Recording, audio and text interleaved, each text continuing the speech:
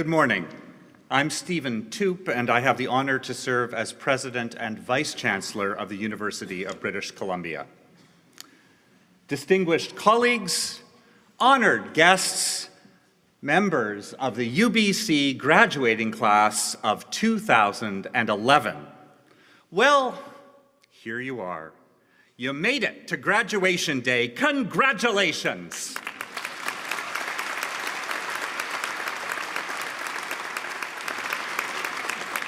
While you graduates have been here at UBC, you've spent some time listening, like you're doing now. Listening to lectures, listening to distinguished guest speakers, and to fellow students through the Terry Talks and during class presentations. But I hope that you've spent even more time talking, discussing, debating, and challenging your professors and one another. If there's one thing that a good university education demands, promotes, fosters, and tries to perfect, it's the intelligent and sensitive use of language. Two things happened this year that have prompted me to think more seriously about language. First was an article published in Maclean's magazine that tried to make the case that Canada's two top universities, UBC and the University of Toronto, are facing a serious problem because our campuses are, as Maclean suggested provocatively, too Asian. Second was a debate that arose over an article in The New Yorker written by Malcolm Gladwell, in which he argued that the human ties created by social media are not strong enough to promote the solidarity required for social and political revolution. Now, these two events seem utterly disconnected, but they're not. Here's why.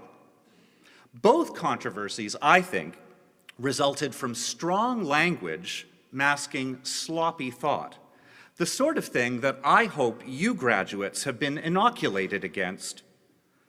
More than 3 centuries ago, the great Enlightenment philosopher John Locke warned, and I quote, "We should have a great fewer disputes in the world if words were taken for what they are, the signs of ideas only, and not for things themselves," end quote. Locke was warning against the potential literalism of language, the belief that words are their own meaning, that they necessarily represent in themselves something true. In a remarkable collection called Voces, the Italian-Argentinian poet Antonio Porcia offers this aphorism: "What words say does not last. The words last. Because words are always the same, and what they say is never the same."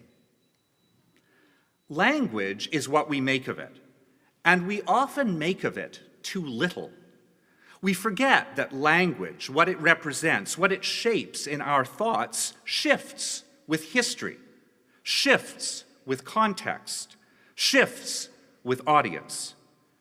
This academic year, we saw 2 instructive examples of such shifts. In its issue of November 10th, 2010, Maclean's used strong language in its headline, "Too Asian?" The article contained an argument based almost entirely on anecdote, suggesting that lots of Caucasian students were choosing not to attend the University of Toronto and UBC because our campuses are filled with hyper-competitive students of Asian origin who make life hard for Caucasians who just want to have fun. The language neglected history, the historic mistreatment of Asian immigrants in Canada, exemplified by the Chinese head tax and the internment of Japanese Canadians during the Second World War. It neglected context, the changing demographics of Canada, especially in the lower mainland of BC, where it is no surprise that a large percentage of UBC students have an Asian heritage. It neglected audience.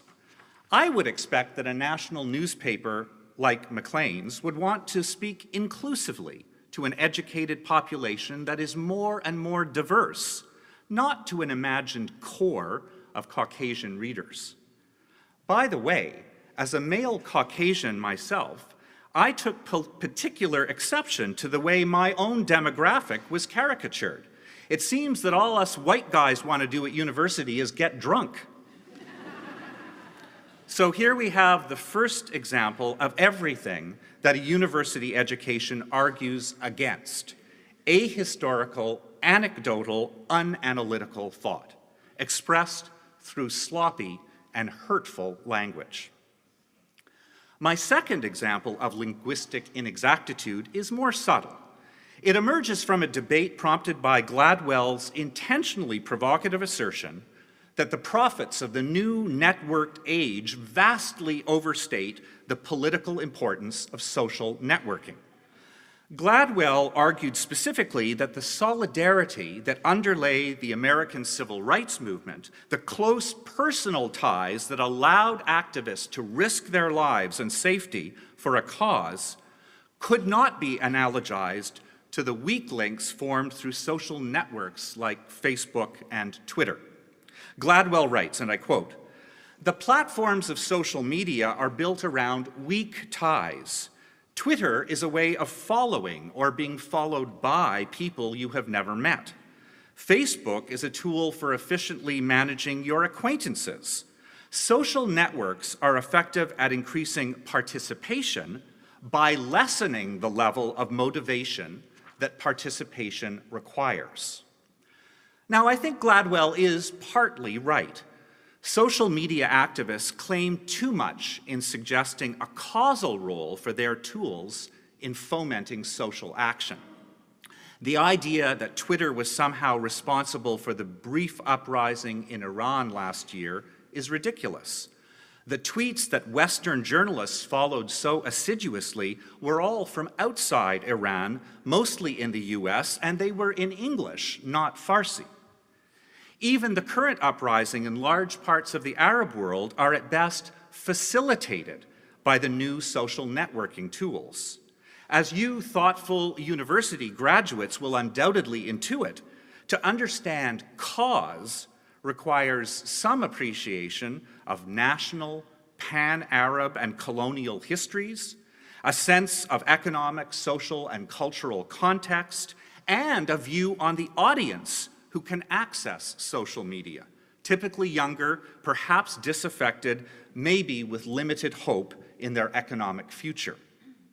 But Gladwell is also guilty of loose thought and language. Because social media prophets use language that's too strong, he reacts similarly, suggesting that social networks are inevitably upholders of the status quo, that they can play no role in profound social change.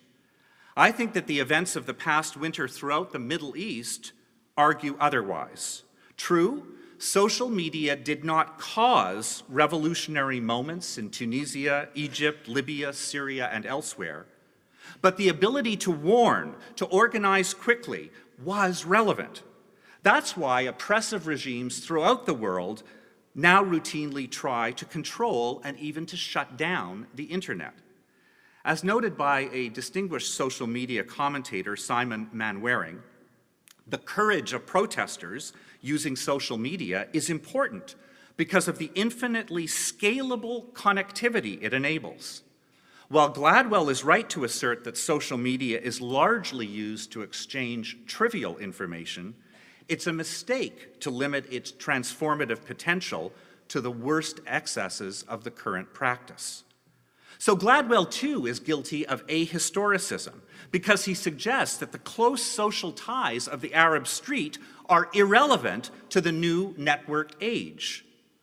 Why shouldn't historically powerful networks of family and tribe be able to reposition their communications through the internet?